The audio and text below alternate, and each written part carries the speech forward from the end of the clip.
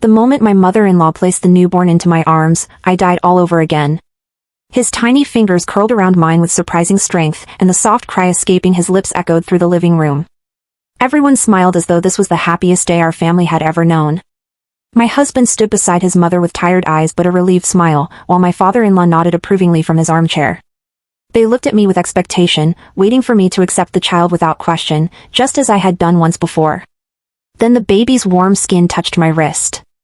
A stabbing pain exploded inside my skull. The room spun violently. Voices faded into a distant ringing. Countless memories that did not belong to this moment crashed into my mind like a collapsing dam. Blood. Rain. A little girl's lifeless body lying on cold concrete. My screams. The laughter of the boy I had raised with my own hands. I remembered every second. Every sacrifice. Every lie. Every tear. And finally, the moment I stopped breathing after realizing that my own daughter had died because of the child everyone had forced me to love. My knees nearly gave out beneath me. The baby let out another cry, but this time it no longer sounded innocent. To me, it sounded like the beginning of another nightmare. No. Not another nightmare. An old one. Because I had lived this day before. 10 years ago, or perhaps 10 years in another life, this exact scene had unfolded without the slightest difference. The same faded cream-colored sofa. The same afternoon sunlight pouring through the windows. The same scent of chicken soup drifting from the kitchen. The same smiling faces. Only one thing had changed. Back then, I had believed every word they said. My milk isn't enough anymore, my mother-in-law had sighed while pretending to wipe tears from her eyes. I'm already old, Xinyue. My body can't keep up with a newborn. She had looked so pitiful. So helpless. I know this is asking a lot, she continued, her voice trembling just enough to fool everyone in the room. But you're already raising little Yuding. One more child won't make much difference. Besides, you're young. You're healthier than I am. I had immediately shaken my head. Mother, you don't have to explain. We're family. Those words still echoed inside my head like the cruelest joke in existence. We're family. Family. The word tasted bitter now. I had accepted the baby without hesitation. I had smiled. I had promised to treat him like my own son. No one forced those words out of my mouth. They didn't have to. Years of being taught that a good daughter-in-law sacrificed everything had already done their work. That single decision destroyed my life. From that day onward, my mornings began before sunrise and ended long after midnight. I fed 2 children. I bathed 2 children. I soothed nightmares, washed clothes by hand, cooked every meal, cleaned every room, and somehow still managed to work enough part-time jobs to keep food on the table. Whenever there wasn't enough money, it was always my needs that disappeared first. Then my daughter's.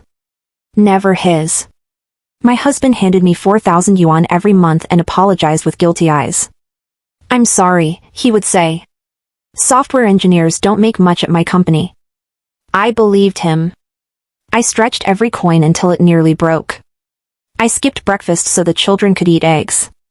I wore the same winter coat for 6 years. When my shoes developed holes, I stuffed cardboard inside them until I could save enough for another pair. Meanwhile, my mother-in-law never missed a chance to remind me how fortunate I was to have married into the Chen family. You women these days complain too much, she often scoffed. When I was your age, I raised children without diapers or formula. Yet somehow, every expensive item in the house belonged to the little boy she had placed in my arms. Imported formula. Luxury strollers. Custom-made baby blankets. Gold bracelets gifted during holidays. Whenever I questioned the spending, she always had an answer. He's still growing. He's a boy. Boys need more nutrition. Our family name depends on him. Each excuse stole something from my daughter. I watched Yuding wear clothes handed down by neighbors while her uncle, though everyone insisted we call him our son outside the family, received brand new outfits every season. I watched her quietly push her favorite meat into his bowl because grandma said boys needed strength more than girls. I watched her clap happily whenever he received birthday gifts, never once asking why her own birthdays passed with nothing more than homemade noodles and a whispered apology from me. She never complained. That was what broke my heart the most. Even at 5 years old, she would wrap her tiny arms around my waist and whisper, "Mommy, don't buy me toys. Save the money for brother." Brother. She called him brother because everyone told her to. She loved him because I taught her to love him. I never realized I was raising the child who would one day destroy her. As he grew older, something inside him changed. Or perhaps it had always been there. Whenever Grandma thought no one was watching, she whispered into his ear, "This house will belong to you. Everything your brother earns is for you. Don't let anyone steal what's yours." At first I dismissed it as harmless favoritism. Children didn't understand those words. Or so I believed. I was wrong. By the time he turned 10, those whispers had become the foundation of his entire world. Everything belonged to him. Everything. Including my daughter. The day Yuding died had begun like any other. She was 12. He was 10. They had gone to the rooftop of our apartment building after school because several neighborhood children liked flying kites there during the autumn winds. I was preparing dinner when the police knocked on my door. I still remember dropping the bowl of vegetables onto the kitchen floor before I even understood why 2 officers were standing outside. One of them asked my name. The other refused to meet my eyes. I knew. Before either of them spoke, I knew. When I reached the hospital, they wouldn't let me see her immediately. A doctor tried explaining her injuries. I heard none of it. All I could see was the white sheet covering a body far too small. My baby. My precious Yuding. The child who had never asked me for anything. Gone. Gone forever. The police called it an accident. Children playing near the edge. A tragic fall. That should have been the end of it. Except while everyone cried around the hospital corridor, Xinyue sat quietly on a plastic chair, swinging his legs as though waiting for dinner. He looked directly at me. Then he smiled. I pushed her. The world stopped. His voice carried no fear. No guilt. No hesitation. I pushed her because Grandma said if sister died, all the inheritance would be mine. I stared at him, convinced I had misunderstood. Children imagined strange things. Children lied. Children repeated stories without knowing their meaning. But then he giggled. A bright, innocent sound that still haunts every nightmare I've ever had. Grandma said dead people don't come back. I screamed until my throat bled. No one believed me. They said he was only a frightened 10-year-old who had become confused after witnessing an accident. My mother-in-law cried louder than anyone else. She accused me of losing my sanity because of grief. My husband begged me to stop making such terrible accusations against his little brother. His little brother. Not our daughter. Never our daughter. No one listened. No one believed me. And somewhere inside me, something died long before my body ever did. My fingers tightened around the soft blanket wrapped around the newborn. The memories faded just enough for the living room to come back into focus, but my heart still pounded as though I had run for miles. My breathing remained uneven, and every face before me looked painfully familiar. I had once believed these people were my family. Now all I saw were the architects of 2 lifetimes of suffering. The baby cried louder, and my mother-in-law leaned closer with an expression full of false concern. "What's wrong, Xinyue? Are you overwhelmed? I know this is sudden, but you're the only one I can rely on. The only one you could exploit." The words stayed inside my heart. Not because I was afraid to say them. Because I knew shouting now would accomplish nothing. In my previous life, I had argued countless times over the years. Every argument ended the same way. I became the ungrateful daughter-in-law while she became the poor old mother who had sacrificed everything for her family. This time, I wasn't going to fight the way she expected. Instead, I smiled. It was a small smile, polite enough that everyone relaxed for a brief second. Then I stood up. Without hesitation, I walked directly toward my husband. Xinyue looked confused until I gently placed the newborn into his arms. His eyes widened. What are you doing?" I carefully adjusted the blanket around the baby's tiny body before taking one slow step backward. "I'm returning your brother." The room fell silent. Even the baby's crying seemed quieter than the stunned expressions surrounding me. "What did you just say?" my mother-in-law asked, her voice rising sharply. I folded my hands calmly in front of me. I said, I'm returning your son to your eldest son. He's your brother, Wei. If someone in this family should help raise him, it should be you. Xinyue stared at the squirming infant in complete panic, holding him as awkwardly as someone who had never even changed a diaper. I have work, he blurted out instinctively. I nodded. So did I. He opened his mouth, then closed it again.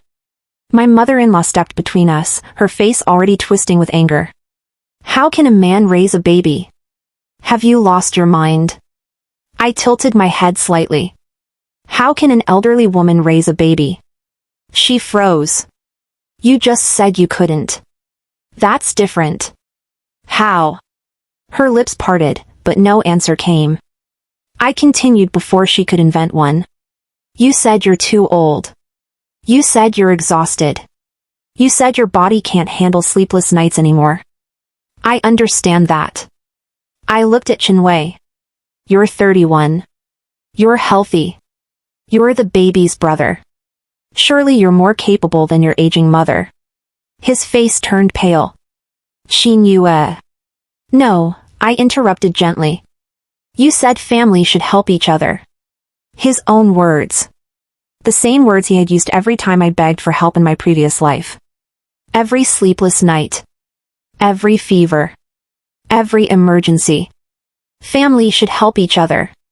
Apparently, that principle only applied when the sacrifice was mine. My father-in-law slammed his hand against the coffee table. What nonsense are you speaking? You're the woman of this house. I looked at him with surprising calm. And you should take care of children. I already do. I pointed toward the small bedroom where my daughter was still sleeping peacefully after her afternoon nap. I have my dot. My mother-in-law scoffed loudly. She's only one child. I smiled again. And this is only one baby. The old woman's face flushed red. You've become disrespectful. I've become reasonable. She took another step toward me. He's just a newborn. He needs a mother. I met her gaze without blinking. He already has one. Her expression cracked for the first time. For years, she had expected guilt to silence me.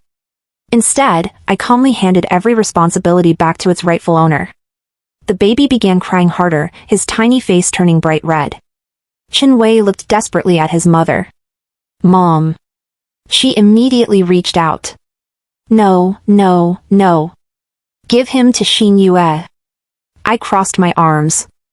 No. The single word echoed through the room. You carried him for 9 months, I said to my mother-in-law. You gave birth to him.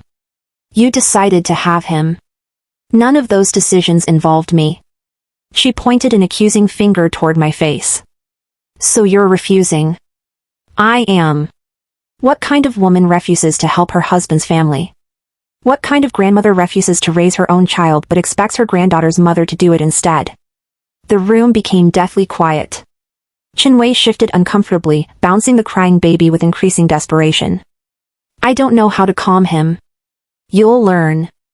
I've never taken care of a baby. I hadn't either. His lips trembled. For just a second, I almost laughed. In my previous life, I had figured everything out alone. No manuals. No guidance. No help. Every diaper. Every feeding. Every doctor's appointment. Every fever. Every sleepless night. No one had asked whether I knew what I was doing. They simply handed me a baby and assumed I would manage. Now, after less than 5 minutes, Xinyue already looked like he was drowning. My mother-in-law finally grabbed the baby back from him with an irritated sigh. Look what you've done. You've frightened him.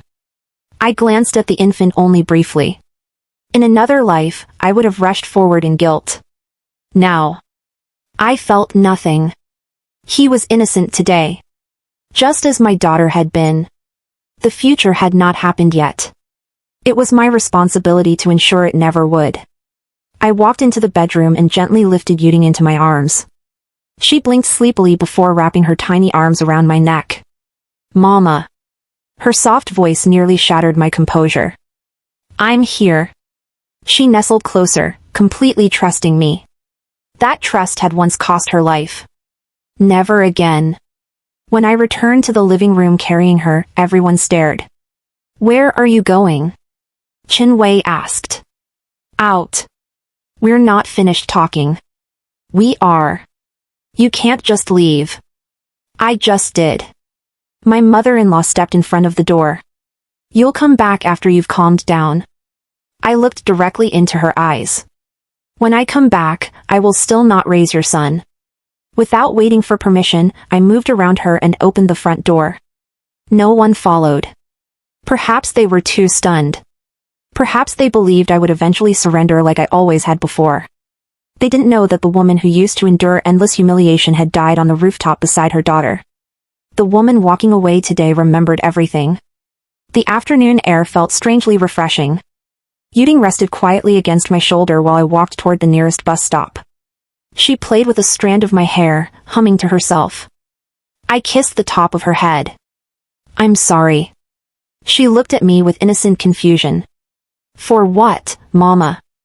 I swallowed the lump in my throat. "For almost losing you." She smiled without understanding and leaned against me again. This time, I would understand enough for both of us. The cafe across from the courthouse was unusually quiet for a weekday afternoon. Sunlight filtered through the tall windows, painting warm patches across the wooden floor, but I could barely appreciate the peaceful atmosphere. My hands still trembled slightly as I wrapped them around the cup of hot tea the waitress had placed in front of me. Yuding sat beside me with a small coloring book I had bought from a convenience store on the way. She hummed happily to herself, completely unaware that the future of our lives was being rewritten one decision at a time. The glass door opened, and Lin Xia walked in carrying a leather briefcase tucked beneath one arm. She spotted me immediately, her expression shifting from curiosity to concern as she noticed my pale face. "Xinyue." She sat across from me without wasting a moment. "You sounded frightened on the phone." "I remembered something," I answered quietly. She gave me a puzzled look but didn't interrupt. "I need your help." Lin Xia had been my closest friend since university. While I had married shortly after graduation, she had buried herself in law school, eventually becoming one of the most respected divorce attorneys in the city. She possessed the rare ability to remain calm even when everyone around her was panicking, and that calmness settled over our table now. "What happened?" I looked at my daughter before lowering my voice. "I want to know what I would be entitled to if I divorced Xinyue." She didn't react with surprise. Instead, she calmly opened her notebook. "All right." She clicked her pen. "Let's start with the basics." She asked about our apartment, the mortgage, our savings, our expenses, our daughter's birth certificate, whose names appeared on which documents. I answered every question as carefully as I could. Then she reached the question that changed everything. "How much does your husband make?" 4,000 yuan a month. Her pen stopped moving. She slowly lifted her eyes. 4,000? I nodded. "That's what he's always told me." She leaned back in her chair. "What company does he work for?" I told her. "What department?" "Software development." She frowned. "How many years has he been there?" "Almost 7. She became completely silent. The silence stretched long enough to make me uncomfortable. "What?" Lin Xia closed her notebook. "Xinyue, I represented one of their senior developers in a divorce last year." I blinked. "So?" "The interns there earn more than 4,000. A strange chill crawled across my back. "What do you mean?" "I mean exactly what I said." She pulled out her phone and searched for several job postings. Without saying a word, she turned the screen toward me. Salary ranges filled the display. Entry-level positions.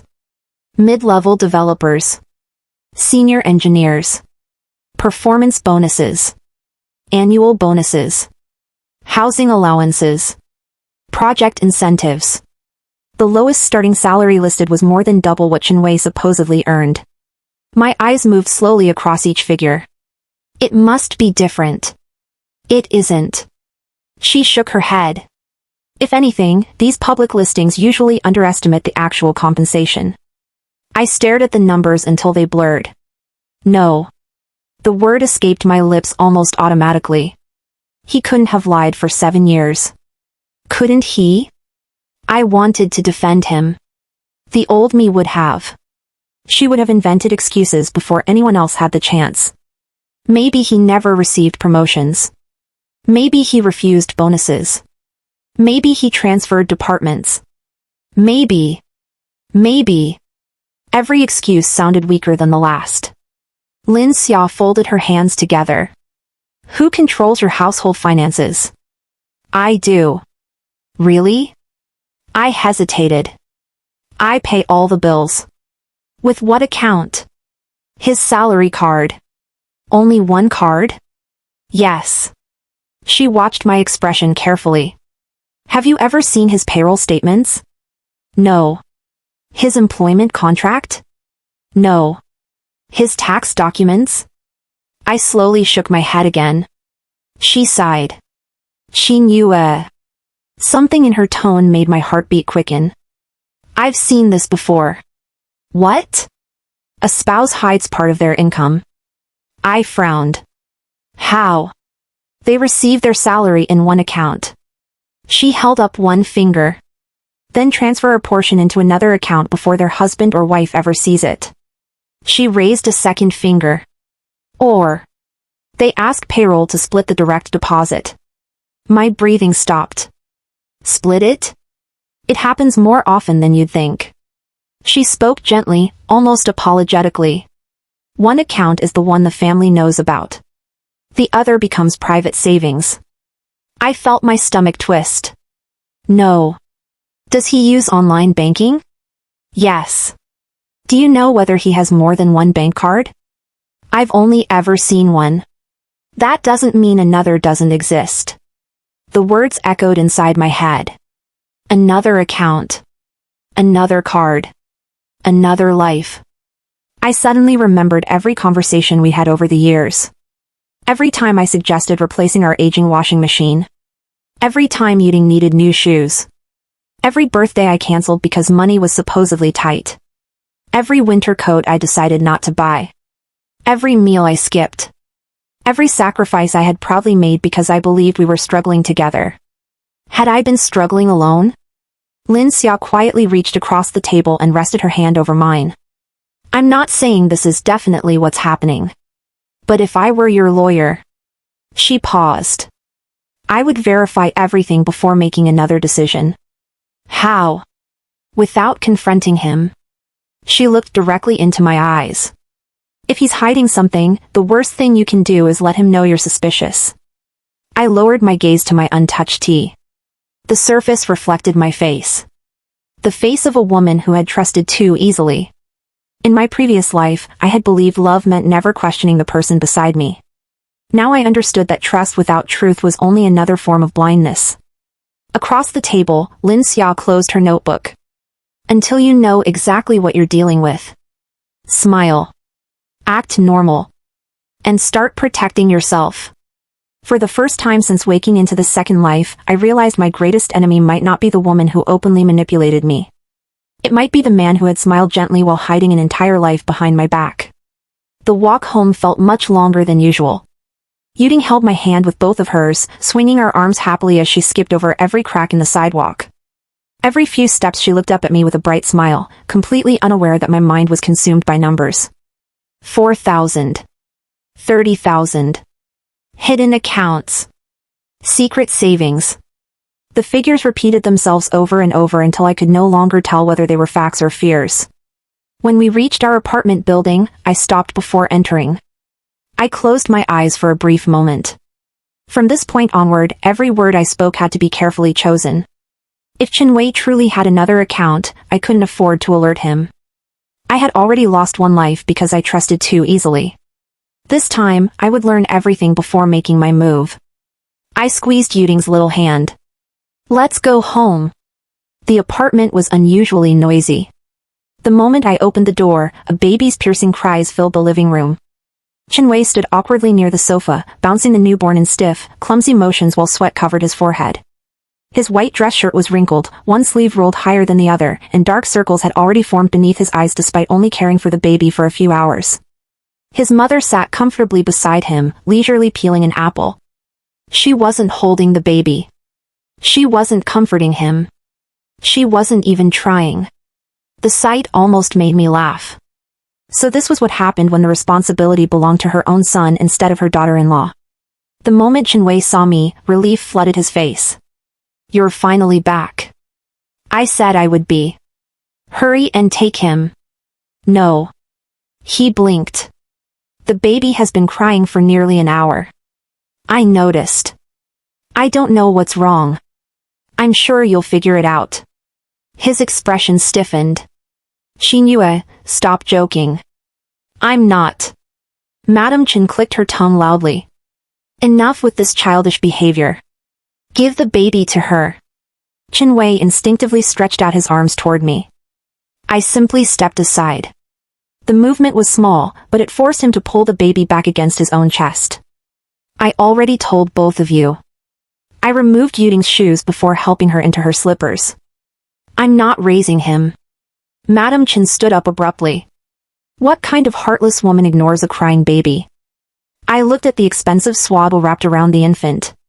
The embroidered fabric caught the afternoon sunlight. It was clearly imported. Even someone unfamiliar with baby products could tell it cost a small fortune. My eyes drifted to the stack of unopened formula cans on the dining table. Imported. Premium brand. Beside them sat a brand new electric sterilizer, a bottle warmer, and several expensive feeding bottles that I had never seen before. I remembered another afternoon 2 years earlier. Yuding had been burning with a high fever. I had begged my mother-in-law to lend us money for medicine until payday. She had frowned as though I had asked for gold. Children always get fevers. Don't waste money running to the hospital. Boil some ginger water. I had carried my feverish daughter to the clinic alone that night. Now the same woman who called medicine a waste had bought equipment worth several months of my household budget. The difference was almost laughable. I slowly walked toward the dining table.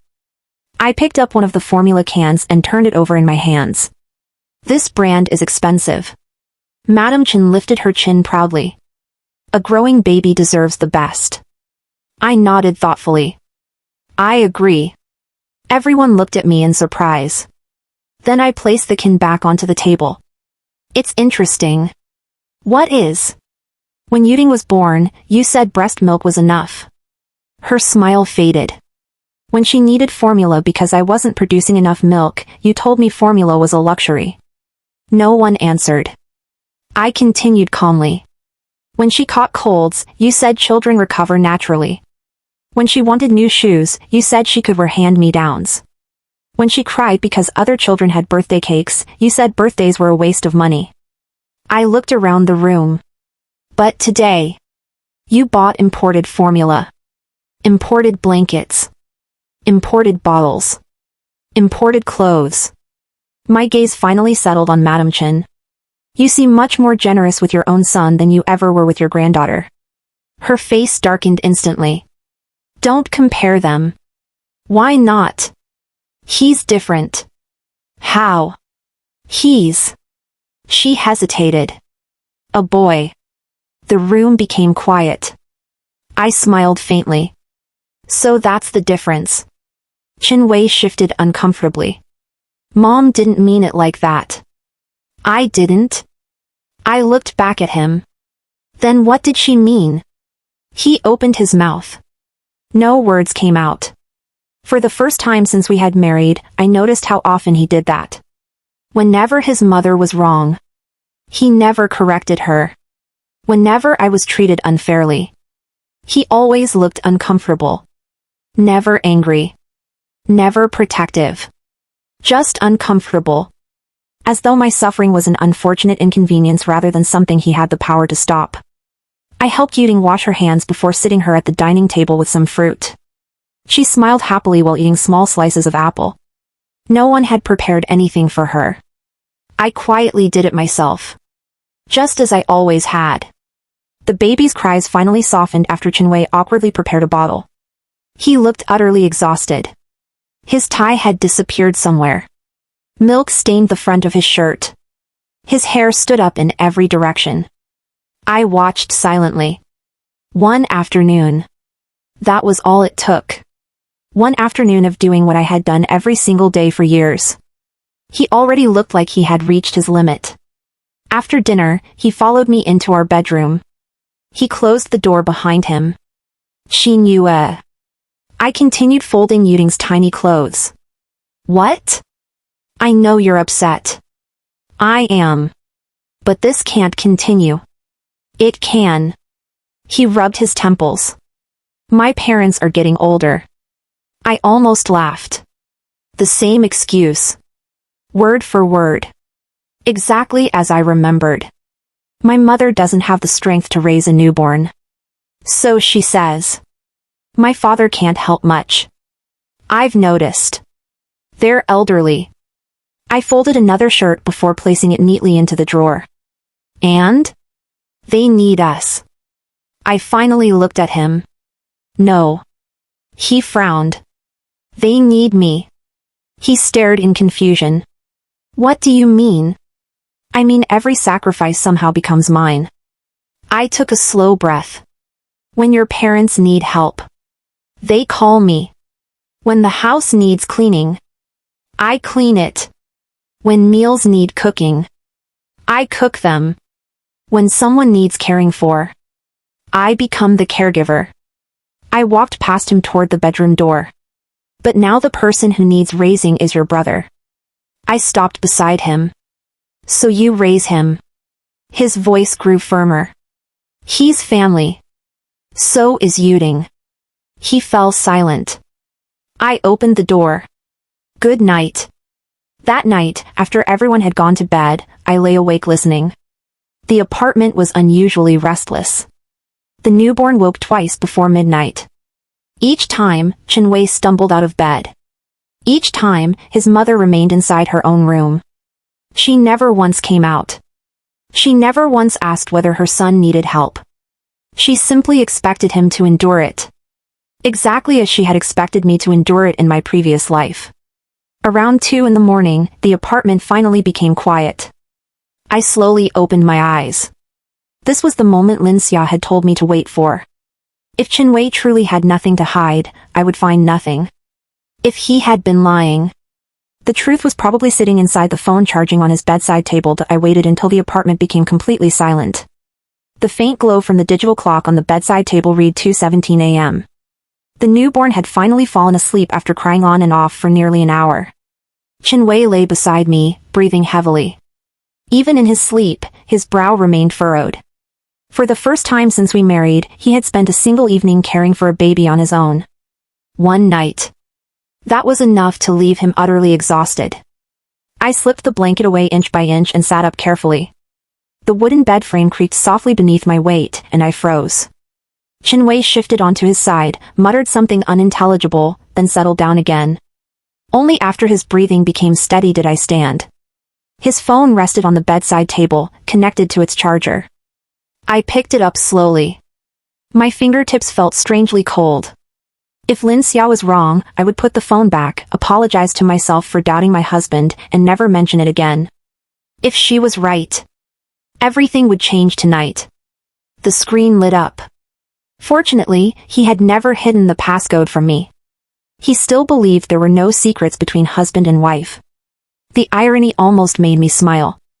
I unlocked the phone. The wallpaper showed the 3 of us. Xinyue. Me. Little Yuding. It had been taken during a spring picnic 2 years earlier. We looked like an ordinary happy family. Looking at the picture now, I couldn't help wondering how many lies had already existed when that photo was taken. I opened his messaging app first. Work group.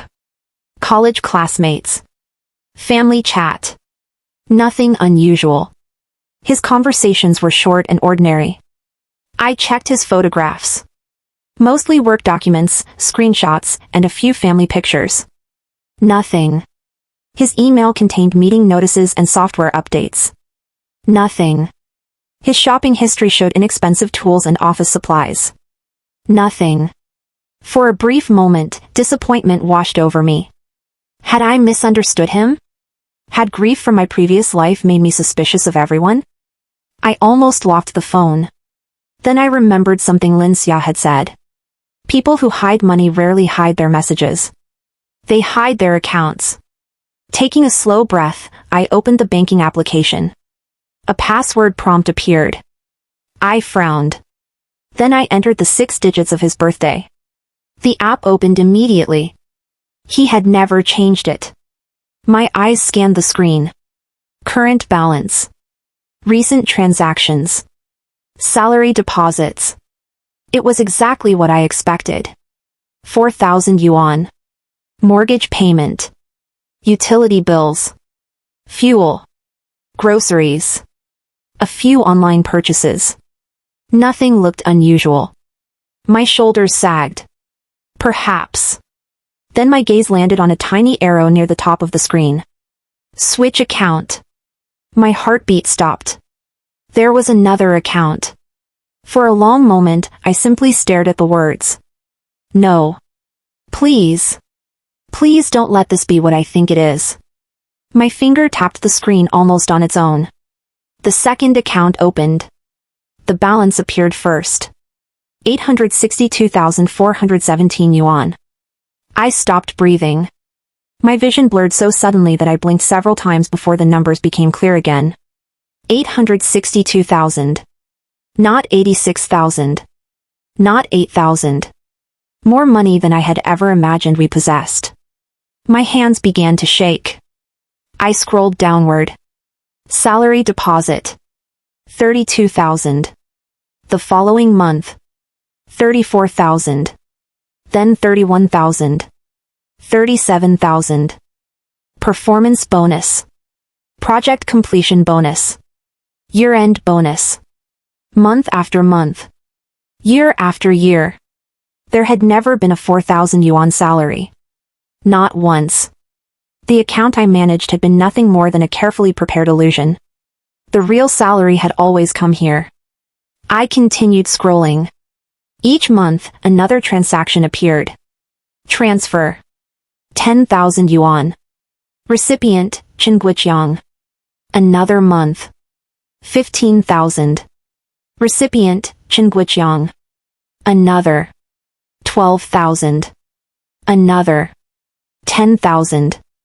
Every month. Without fail. He had quietly funded his parents while telling me we could barely afford new shoes for Yuding. My chest tightened until it hurt. I remembered standing in a supermarket holding a winter coat for my daughter. It had cost 300 yuan. I put it back because Xinyue had sighed and said we needed to save money. That same week, he had transferred 12,000 yuan to his parents. I remembered sewing patches onto Yuding's school backpack because buying another one seemed irresponsible. That month, he had received a 36,000 yuan bonus. I remembered cutting my own hair in front of the bathroom mirror because salon prices were too expensive. He had smiled sympathetically. We'll have more money next year. Next year had come. And the year after. And the year after that. The only thing that had grown was the account he never intended for me to see. A tear rolled silently down my cheek. Not because of the money. Because every sacrifice I had proudly made had been built upon a lie. I wasn't poor. I had been kept poor. I quickly opened the transfer history and photographed every page with my own phone. Salary records. Balances. Transfers. Bonuses. Savings. One image after another. Evidence. Not anger. Evidence. My finger hovered over the screen just as a voice behind me shattered the silence. Xinyue. Every muscle in my body stiffened. What are you doing? I slowly turned around. Xinyue had pushed himself halfway upright, his eyes barely open with exhaustion. He looked from me to the phone in my hand. For the briefest instant, I saw panic flash across his face. I smiled gently, keeping my heartbeat hidden behind a calm expression. You finally woke up. He rubbed his eyes. My phone. I was setting an alarm. He frowned. An alarm? I nodded naturally. You've been so tired tonight that I was afraid you'd sleep through the next feeding. I held up the phone. I thought I'd help you by setting an alarm every 3 hours. His shoulders relaxed. Oh. A guilty smile appeared on his face. I'm sorry. You've been taking care of him all evening. I know you're exhausted. He lowered his head. I didn't realize raising a baby was this hard. I looked at him quietly. Neither had I. Until everyone decided it was my responsibility. I placed the phone back on the bedside table exactly where I had found it. The alarm is set. Go back to sleep. He reached for my hand. Thank you. I allowed him to hold it for a second. Then I gently pulled away and lay back down beside him. In the darkness, I kept my eyes open until dawn. I no longer wondered whether I should leave. The only question remaining was how to leave without giving the Chen family a chance to stop me. The first rays of sunlight slipped through the curtains, but I had already been awake for hours. Xinyue's alarm rang at 6 o'clock sharp. He groaned, rubbed his eyes, and reached for his phone without noticing that I had spent the entire night staring at the ceiling. Why does it feel like I didn't sleep at all? He muttered. I simply smiled. Maybe because you were feeding your brother all night. He froze for a second before awkwardly clearing his throat. It's only temporary. I didn't answer. Instead, I walked into the kitchen and prepared breakfast for Yuding. She sat on her little chair, swinging her legs happily while nibbling on a steamed bun. Every few bites, she looked up and smiled at me. That innocent smile reminded me why I couldn't afford to make a single mistake. The Chen family could deceive me. They would never have another chance to touch my daughter. As soon as breakfast ended, Madame Chen emerged from her room carrying the newborn. Dark circles hung beneath her eyes, but her voice remained as commanding as ever. Xinyue. I continued washing Yuding's bowl. We've discussed it. No, you've discussed it. Her expression hardened. The adoption paperwork needs to be prepared this week. I slowly dried my hands with a towel before turning around. What paperwork? You'll legally adopt how? I looked at the sleeping infant. Why? So he'll be your son. He already has parents. Madame Chen frowned. You'll raise him anyway. I won't. She slammed her hand against the dining table. You've become impossible. Before I could answer, Xinyue stepped between us. Mom, calm down. She ignored him. You've always been obedient. I used to be. What changed? I looked directly into her eyes. I finally learned the difference between kindness and being used. For a brief moment, no one spoke. Then she pointed toward Yuding. If you refuse, don't expect us to help raise your daughter anymore. I almost laughed. Help? In my previous life, that single word had fooled me for years. What help had they ever given? Had Madame Chen ever stayed awake during Yuding's fevers? Had she ever attended a parent-teacher meeting? Had she ever bought Yuding a birthday present? No. Everything had fallen on my shoulders while they claimed the credit of being generous grandparents. I picked up Yuding's backpack. We're leaving. Xinyue looked confused. Where are you going? The park. You'll be back for lunch? I'll see. His mother scoffed. She's throwing a tantrum. I gently helped Yuding put on her tiny shoes before taking her hand. Without another word, we walked out. The moment the apartment door closed behind us, I took a deep breath. This wasn't a trip to the park. It was the beginning of our escape. Lin Xia was already waiting when we arrived at her office. The moment she saw my expression, she dismissed her assistant and closed the office door. You found something. I placed my phone on her desk. See for yourself. She picked it up and began scrolling through the photographs. Her eyebrows rose higher with every swipe. 34,000. 37. 42 with bonuses. She looked up. He lied about everything. I nodded quietly. He transferred money to his parents every month. She continued reading. 10,000. 12,000. 15,000. This has been happening for years. I sat silently. No tears came anymore. Some betrayals were simply too large for tears. Lin Xia placed the phone down carefully. Do you know what this means? He hid marital assets. It means much more than that. She opened a folder and began writing. If this reaches court, the judge will see a husband who deliberately concealed income from his wife while transferring marital property to his parents. She looked at me seriously. This changes everything. I let out a slow breath. I don't want to rush. She smiled faintly. Good. Then don't. Start preparing. Quietly. Patiently. Every document. Every certificate. Every receipt. The day you leave should also be the day he realizes he has already lost. Those words settled deeply inside me. Not revenge. Preparation. That afternoon, I rented a small safety deposit box under my own name. One by one, I began moving the most important parts of my life out of the apartment. My passport. Yuding's birth certificate. Our household registration booklet. My university diploma. My jewelry, though there wasn't much left after years of selling pieces whenever the family supposedly lacked money. Each item disappeared so gradually that no one noticed. The next day, I carried only a few family photographs inside Yuding's school bag. The day after that, it was my savings passbook. Then several sentimental keepsakes that had belonged to my late mother. Nothing large enough to attract attention. Nothing that would make anyone suspicious. Each evening, I returned home exactly as I always had. I cooked dinner. I helped Yuding bathe. I smiled politely whenever Madame Chen criticized my cooking. I behaved so normally that they relaxed. Meanwhile, inside the apartment, another drama was unfolding. Xinyue looked worse every day. The newborn refused to sleep through the night. His work performance dropped. He answered office calls while rocking the baby in one arm. He burned dinner twice. He forgot to wash bottles. One afternoon, I overheard him pleading with his mother. "Mom, can you watch Hao for just 2 hours? I have an important meeting." Madame Chen didn't even look up from the television. My back hurts. I watched him all morning. So? I'm tired. I raised you already. Xinyue stood there speechless.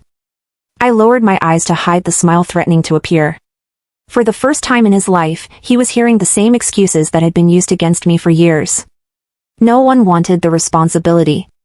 Everyone simply expected someone else to carry it. That evening, after Yuding had fallen asleep, Xinyue entered our bedroom and sat heavily on the edge of the bed. He looked at me for a long time before speaking. I think. He hesitated. I understand now. I looked up from the book I was pretending to read. Understand what? Taking care of a baby. His voice sounded tired. I didn't realize it was this exhausting. I closed the book gently. You've only done it for 4 days. He lowered his head. I remembered doing it for 10 years. And in this life, I silently promised myself that those 10 years would belong to my daughter instead. Outside the bedroom window, the city lights flickered against the night sky. Inside my heart, the final pieces of my plan were quietly falling into place. Soon, when the Chen family finally noticed what was happening, they would search every place they could think of. By then, Yuding and I would already be gone. A week later, the apartment looked exactly the same. The furniture hadn't moved. The dishes were still neatly arranged in the cabinets. My clothes still hung in the wardrobe. To anyone walking through the front door, nothing seemed different. Only I knew the truth. Everything that truly mattered had already disappeared. Every important document. Every treasured photograph. Every piece of jewelry that had survived the years. Every certificate. Every bank card under my name. Little by little, I had moved my life somewhere they would never think to look. All that remained inside the apartment were things that could be replaced. On Friday morning, Xinyue left for work looking utterly defeated. The newborn had cried until nearly 4 in the morning. His shirt was wrinkled. His eyes were bloodshot. Before leaving, he looked at me almost pleadingly. Xinyue, just until Mom recovers. I calmly shook my head. I already have a child to raise. He wanted to argue. Instead, he sighed and left. The apartment became quiet. Madam Chin was asleep after staying awake with the baby. I carried Yuding into her room and smiled. We're going on an adventure.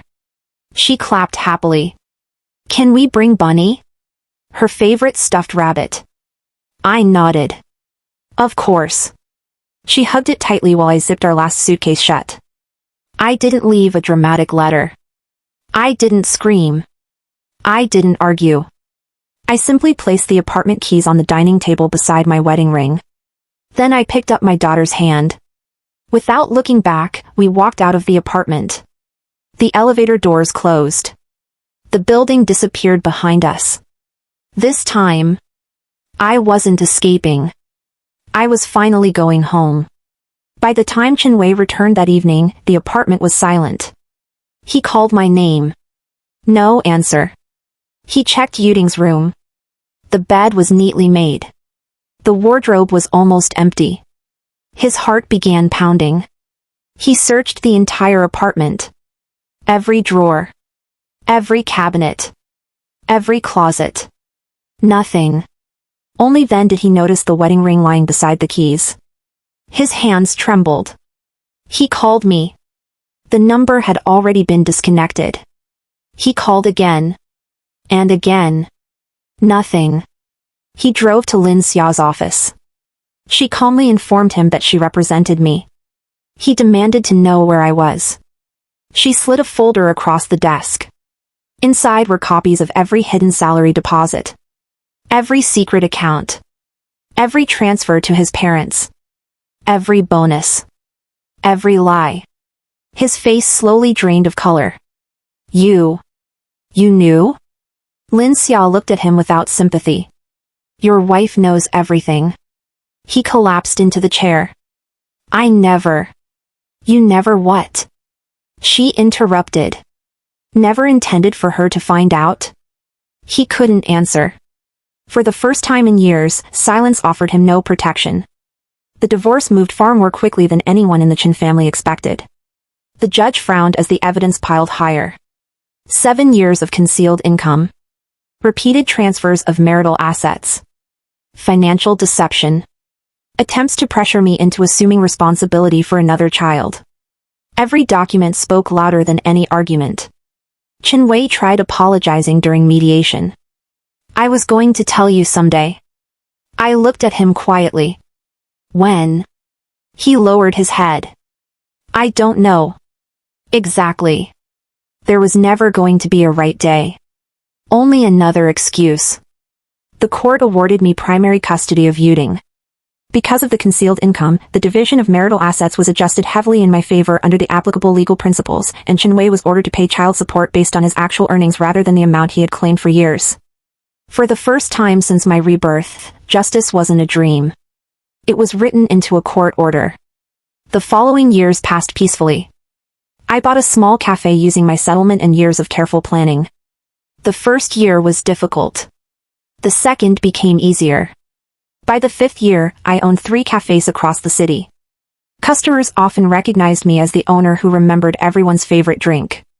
Yuding grew into a bright, compassionate young woman. She loved books. She laughed easily. She never apologized for existing. Every birthday, we celebrated together. Every winter, she received a warm new coat. Every achievement was met with applause instead of comparison. Watching her smile felt like healing every wound my previous life had left behind. I had not become wealthy enough to make newspaper headlines. I had simply become free. That was more valuable. Life inside the Chin family followed a very different path.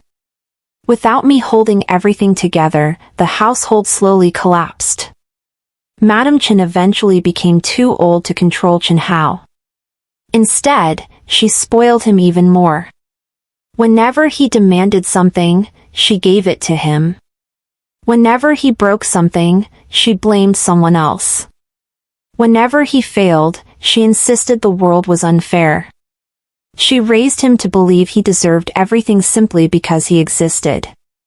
He never learned gratitude. Only entitlement. By the time he reached adulthood, he had accumulated gambling debts and reckless investments. He demanded that his parents sell their remaining property. They refused. For the first time in his life, someone told him no. The argument turned violent. Neighbors later testified that they heard shouting before glass shattered. By the time the police arrived, Xinyue lay on the floor with fatal injuries. Madam Chen had suffered severe injuries trying to stop the attack. Xinyue, who had rushed home after receiving frantic phone calls, was also gravely wounded while trying to restrain the younger brother he had spent decades protecting. Xinyue was arrested before sunrise. As officers led him away in handcuffs, he shouted only one sentence. "You promised everything would be mine." Those words appeared in every newspaper covering the case.